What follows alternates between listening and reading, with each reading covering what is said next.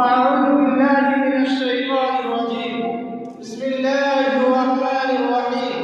يا أيها الناس إنا خلقناكم من ذكر وأنثى وجعلناكم شعوبا وقبائل لتعارفوا إن أكرمكم عند الله أتقاكم.